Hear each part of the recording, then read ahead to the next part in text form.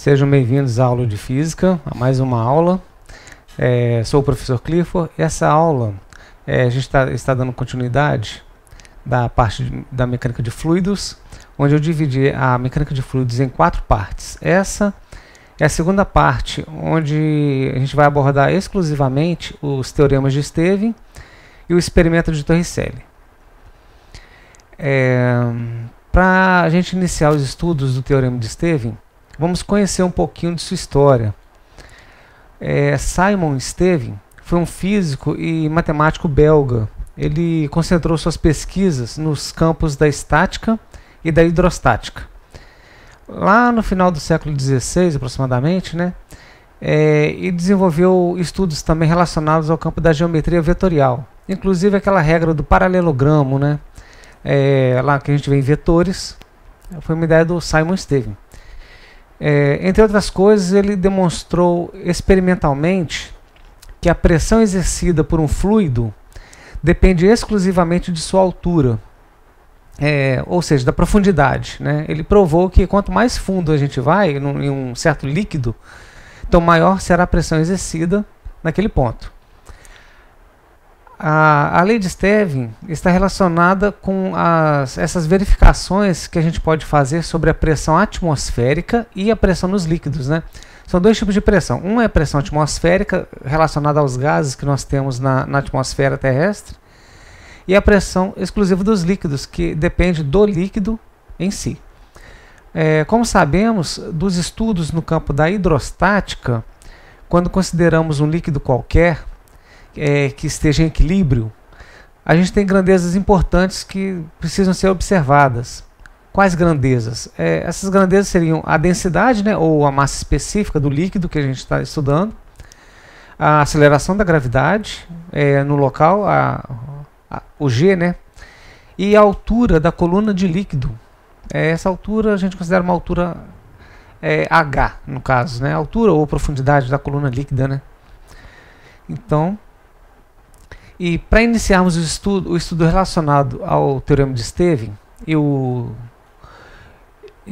exemplo feito por Torricelli, temos que ter uma noção de como se comporta a pressão hidrostática, ou seja, a pressão exercida por uma coluna líquida. Então vamos analisar apenas a pressão de uma coluna líquida. Vamos considerar para isso, por exemplo, essa figura que eu coloquei para vocês aqui.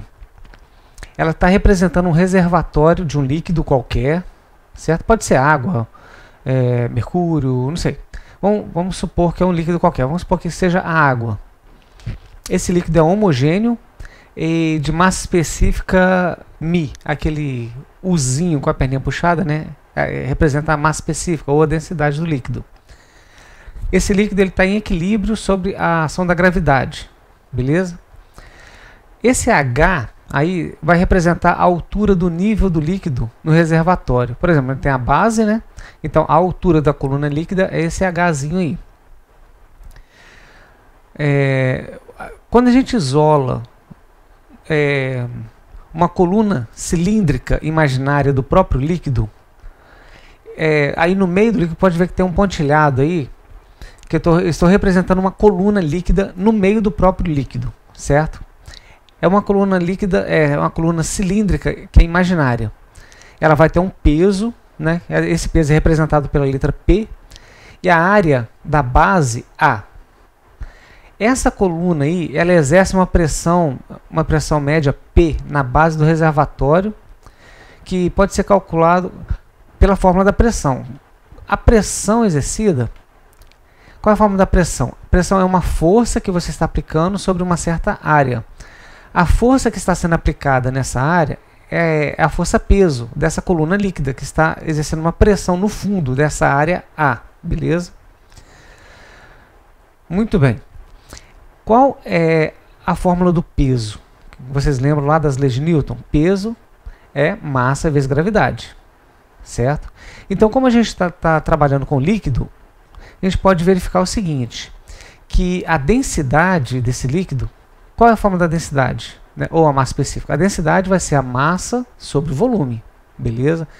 Quando eu faço uma equaçãozinha básica aí, passando o volume para o outro lado da igualdade, ele vai passar multiplicando com a densidade. Então, quando eu isolo a massa, então a massa vai ser o quê? Densidade vezes o volume. Beleza? Na fórmula da pressão, pode ver que eu tenho a massa do líquido ali. Então, quando eu substituo a massa lá na fórmula da pressão, tá vendo? Eu vou ter a seguinte equação.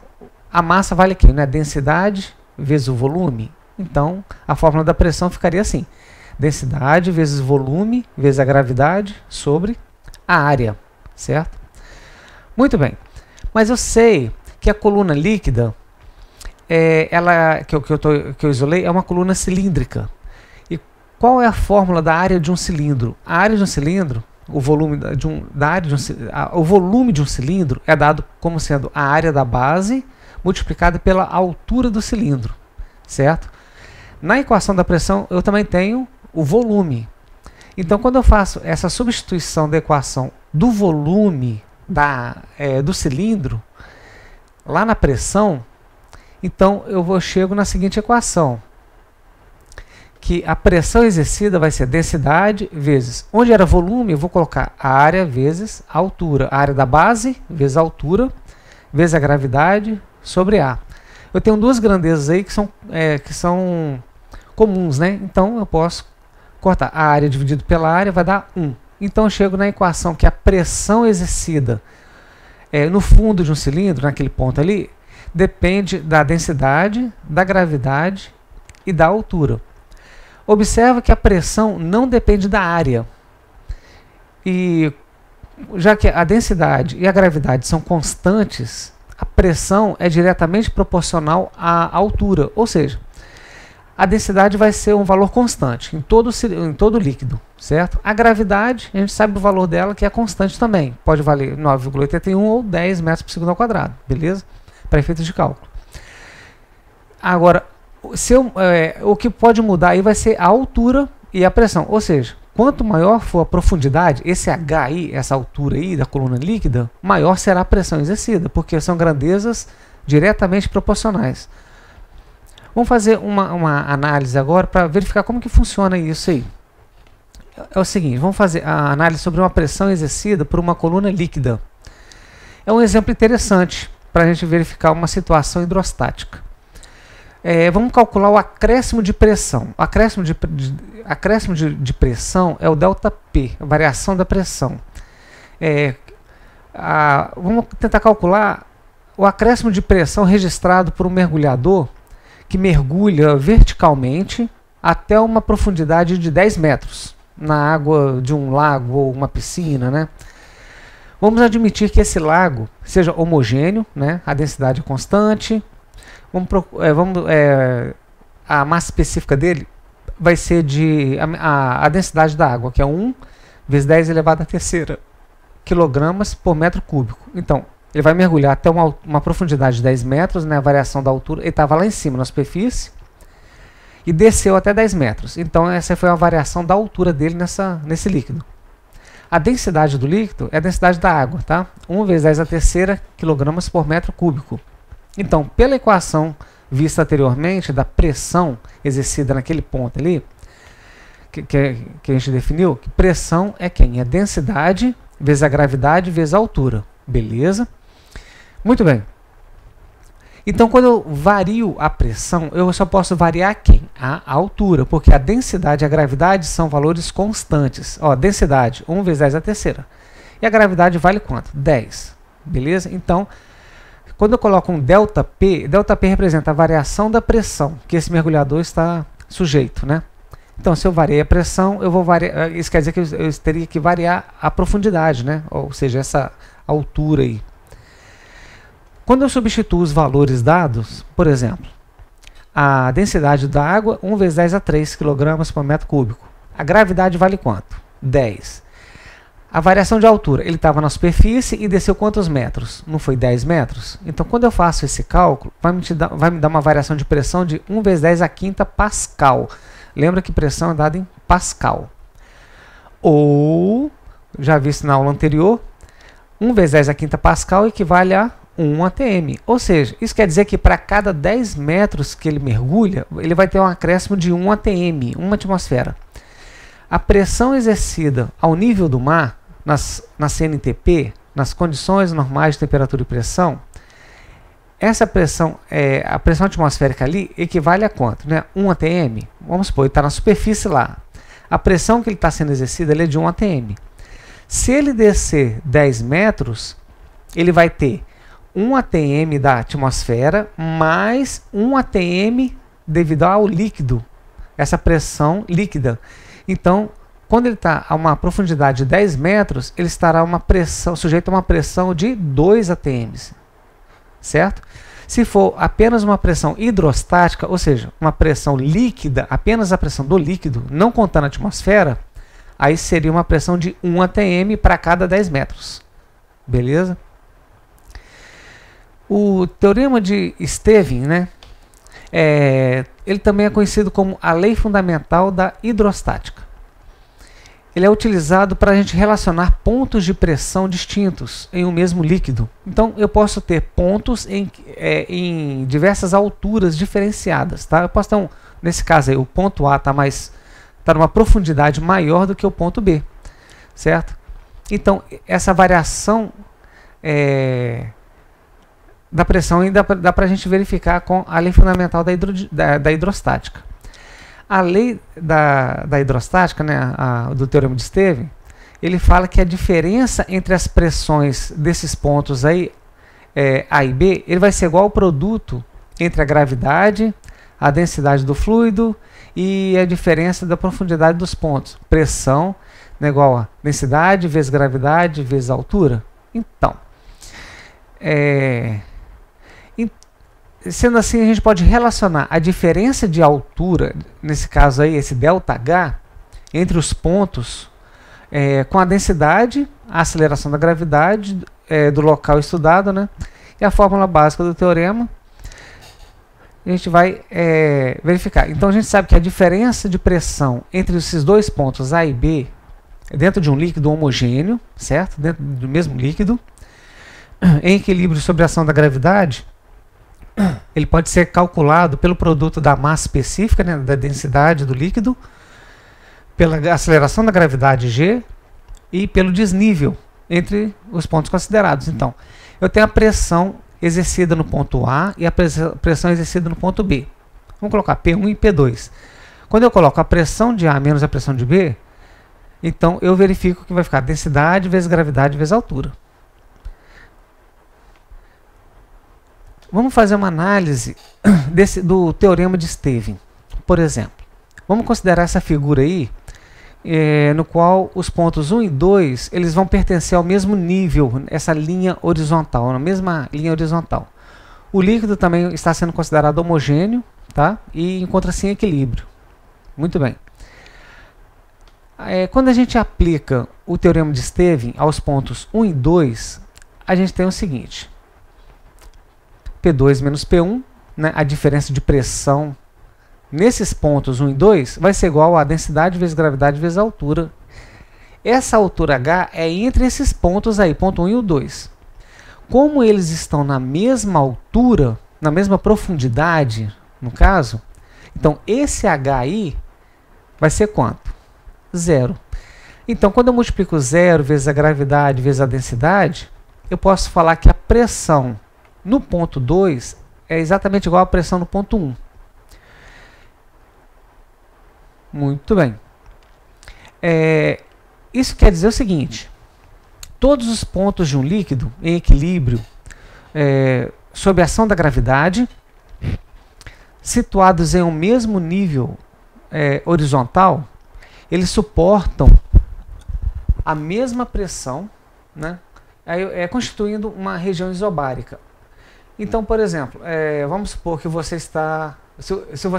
Se tem várias pessoas numa piscina, e todas elas mergulham até uma profundidade de 3 metros assim, de profundidade. Você está na superfície e desce 3 metros mergulhando, todo mundo. Se todo mundo estiver nesse mesmo desnível, né, nessa mesma profundidade, todas as pessoas estarão sujeitas à mesma pressão. Entendeu? Muito bem. O experimento de Torricelli, antes da gente ver qual foi a contribuição do Torricelli no campo da hidrostática, vamos conhecer um pouquinho da história dele. Esse camarada aí, chamado Evangelista Torricelli, ele foi um físico e matemático também. Ele nasceu na cidade de Faenza, se eu não me engano, na região norte da Itália, lá no ano de 1608. Aqui aconteceu, acho que os pais dele morreram, né? E aí acabou sendo criado pelo tio. O tio dele era monge. Ele perdeu o pai muito cedo. O Torricelli, ele estudou num colégio jesuíta, né? Devido porque o tio dele era monge, né? Aí matriculou ele num colégio jesuíta lá de Faenza mesmo, na cidade dele. E lá em 1627, se eu não me engano, ele tinha ele só tinha 19 anos de idade. Com 19 anos de idade, ele já entrou na Universidade de Roma. Antigamente era conhecido como La Sapienza. Ele já entrou nessa universidade para estudar ciências, né? E ele tinha um professor que era muito renomado. O professor, se não me engano, o nome do professor dele era Castelli. Até 1632, o Torricelli foi secretário dele, desse professor, né? É como se tivesse sido como se diz? É como se ele tivesse sido um estagiário desse professor. O primeiro trabalho do Torricelli foi feito lá em 1641. Ele escreveu uma obra chamada De Motu, M-O-T-U, De Motu. Isso não é moto de motociclismo não, tá? Esse de moto vem de movimento, que tratava sobre o movimento de corpos pesados, de motum perpétuo, né? E abriu as portas para que o Torricelli conhecesse o trabalho, conhecesse e trabalhasse para Galileu Galilei. Olha só como o cara era foda. Ele chegou a trabalhar para Galileu Galilei. Só que, infelizmente, né, a convivência dos dois ali, os dois pensadores ali, do Galileu e do Torricelli, durou só uns 3 meses, né? Porque infelizmente o Galileu já estava velho, né? Já estava mais para lá do que para cá, cumpria a pena de morte. Aí durante 3 meses eles trabalharam juntos, aí acabou morrendo, né? O Galileu. Esse tempo que ele ficou do lado de Galileu, né? Ele pôde construir importantes ideias, né, de contribuições para a física. Nesse período, o Galileu enfatizou e convenceu o Torricelli sobre a importância do chamado método científico. Se vocês tiverem curiosidade, dê uma pesquisada sobre o que é método científico, né, como que funciona. É muito interessante, isso faz parte do processo de um cientista, né. A necessidade de deixar de lado explicações fundamentadas em crenças e procurar prová-las por meio de experimentos e da matemática. Isso aí é o método científico. Depois da morte de Galileu, acho que, se não me engano, o Grão-Duque da Toscana acabou nomeando Torricelli como substituto do próprio Galileu na Academia de Florentina, né? Depois de uma vida de contribuições à física e matemática, Torricelli morreu de febre tifoide, né, lá em 1647.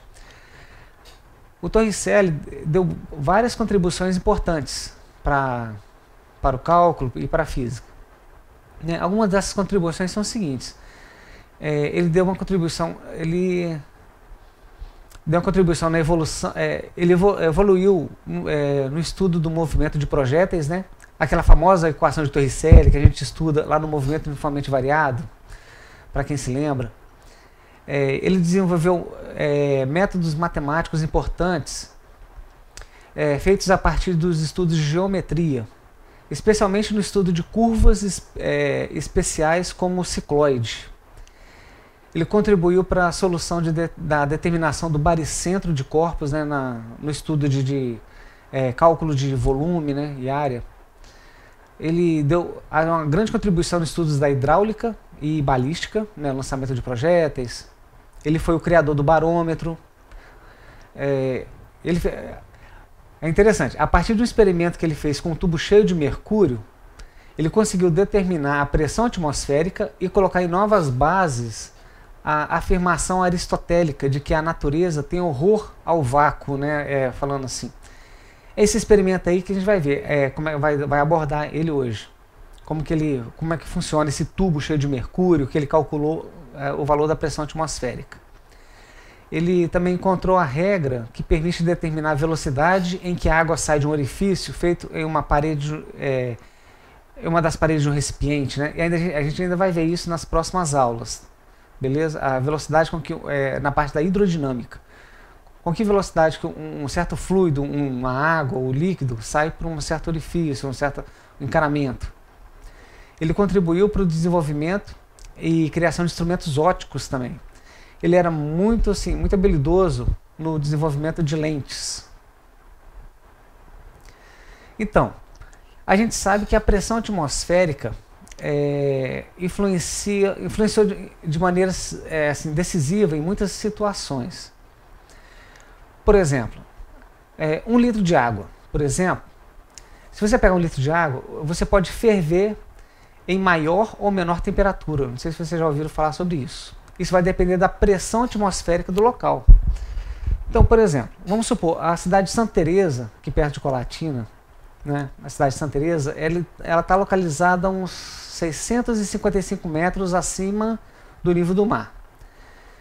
Ou seja, a sua pressão atmosférica, a quantidade da atmosfera que está sobre Santa Teresa é menor do que a quantidade de gases, né, da atmosfera que está sobre Vitória, que está no litoral, o nível do mar.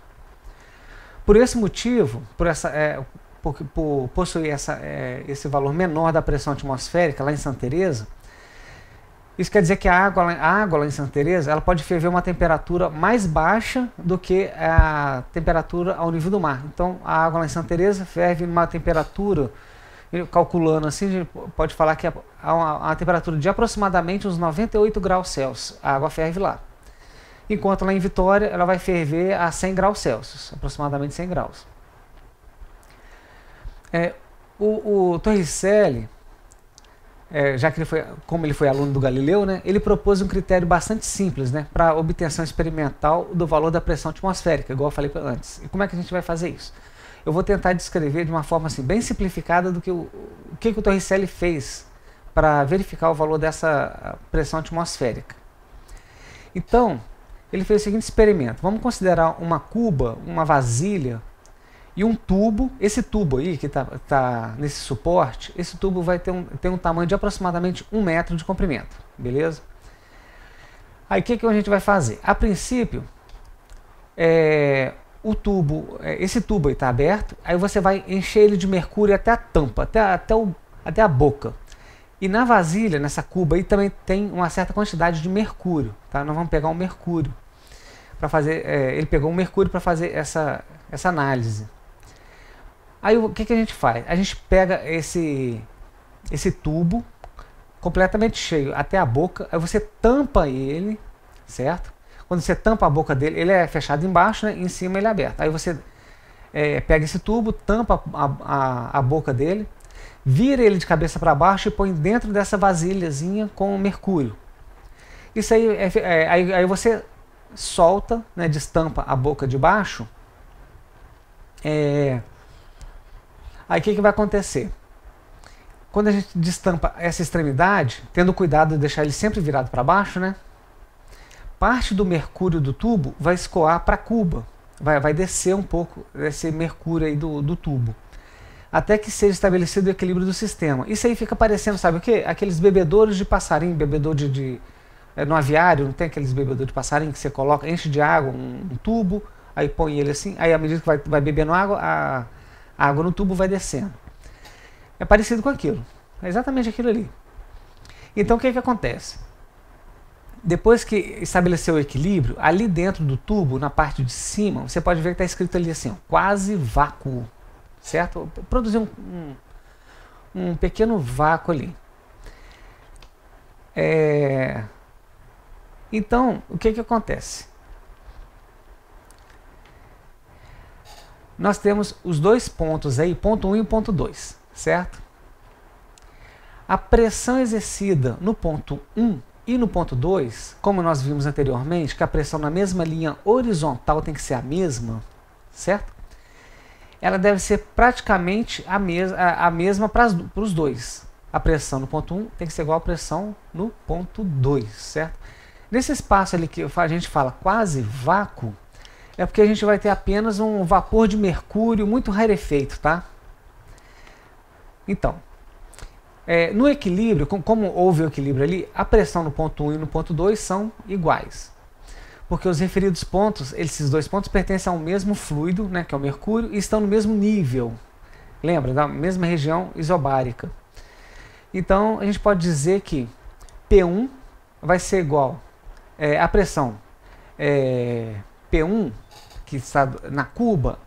A única pressão que está sendo exercida sobre o ponto P1 é a pressão atmosférica, certo? E a pressão P2 é a pressão exercida por essa coluna de mercúrio aí, ok? Como eles estão no mesmo nível horizontal, eu posso falar que P1 é igual a P2, ou seja, eu posso falar que P1 vai ser igual ao P2, beleza? Se eu levar em consideração, quando ele fez o experimento, ele fez ao nível do mar, onde a gravidade é aproximadamente 9,81 metros por segundo ao quadrado, certo? Então, eu vou colocar os valores, 9,81 metros por segundo ao quadrado na gravidade. A temperatura, obedecendo às condições normais de temperatura e pressão, né, na CNTP, é de 0 graus Celsius. Então, jogando os valores que nós temos, a densidade do mercúrio, a massa específica dele é 13,6 vezes 10 elevado à terceira, tá? Quilogramas por metro cúbico. Então vai ficar densidade vezes gravidade vezes altura. Essa altura é fácil de medir, beleza? Então, essa pressão P1, quando a gente faz esse cálculo aí da pressão atmosférica local, então nós achamos o valor que a pressão P1 vai ser de 1,01 vezes 10 a quinta newtons por metro quadrado. Essa é a pressão atmosférica. Beleza? Na prática, para se evitar o incômodo da multiplicação da densidade do mercúrio vezes a gravidade vezes a altura, é comum considerar a pressão atmosférica diretamente em centímetros ou milímetros de mercúrio, porque esse Hzinho aí, quando você mede ele te dá uma altura de aproximadamente 76 centímetros de mercúrio, tá? Ou 760 milímetros de Hg, ou seja, 1 atm equivale a 760 milímetros de mercúrio. Então por isso que a gente faz a relação de a pressão atmosférica é igual a 1,01 vezes 10 a quinta newtons por metro quadrado, né? Ou a pressão atmosférica é igual a 760 milímetros de mercúrio. Então, é isso aí, esse experimento de Torricelli comprovando a lei de Stevin, né? A aula é só até aqui que a gente vai ver hoje, tá? Por hoje é só, pessoal. Espero que tenham gostado da aula. Muito obrigado por ter assistido até o final. E agora é só resolver os exercícios relacionados com esses temas que eu abordei até aqui. Forte abraço a todos e bons estudos para todo mundo. Valeu, galera!